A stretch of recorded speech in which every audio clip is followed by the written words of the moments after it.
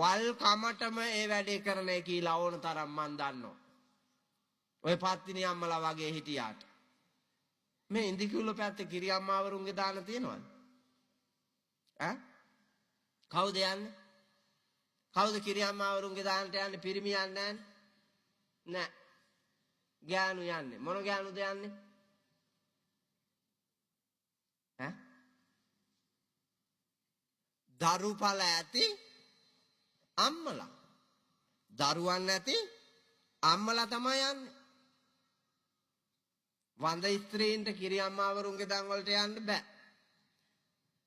විවාහ වෙලා නැති ස්ත්‍රීන්ට කිරි අම්මාවරුන්ගේ දන් වලට යන්න බෑ.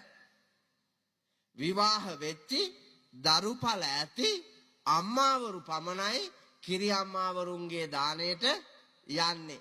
ඔය කිරි අම්මාවරුන්ගේ දන් වලට යන සියලුම අම්මලා බලන්නකෝ කා වෙනුවෙන්ද ඔබ යන්නේ? පත්තිනි අම්මා වෙනුවෙන් පෙනී හිටින්නනේ යන්නේ. පත්තිනි අම්මාගේ තියෙන දේව ගුණය මොකද්ද? ඈ? මොකද්ද පුතා පත්තිනි අම්මාගේ තියෙන දේව ගුණය? පතිවෘතා සීලය. පතිවෘතා සීලය.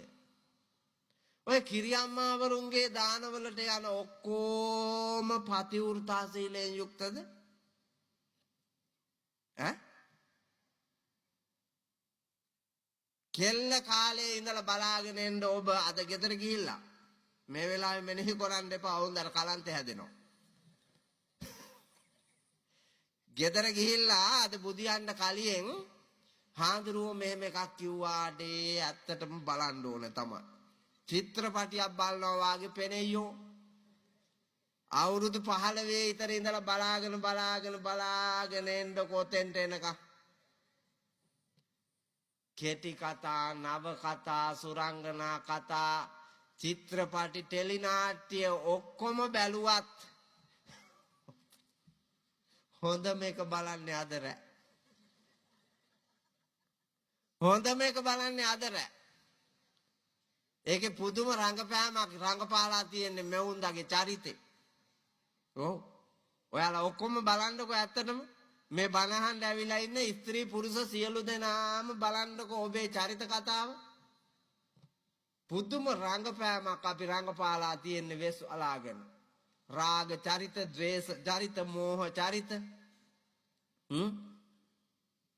නපුරු දුෂ්ට චරිත, වල් චරිත, රෞද්‍ර චරිත ඔබ රංගපාලා ඇති. මව් චරිත, පිය චරිත, ස්ත්‍රී චරිත, පුරුෂ චරිත, ඒ වගේ নানা ප්‍රකාර චරිත රංගපාලා ආ ගමනේ ඔබ හිත ඇතිව රංගපාලා තියනවාද? ශික්ෂාකාමීව රංගපාලා තියනවාද? පතිවෘතාව පතිනී වෘතාව ඇතිව රංගපාලා තියනවාද?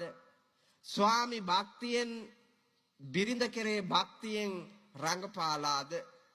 මව්පිය ගෞරවයෙන් ගුරු ගෞරවයෙන් ඔබ රංගපාලාද? බෞද්ධයෙකු ලෙස ඔබ රංගපාලාදැයි ඔබ හොඳට බලන්න.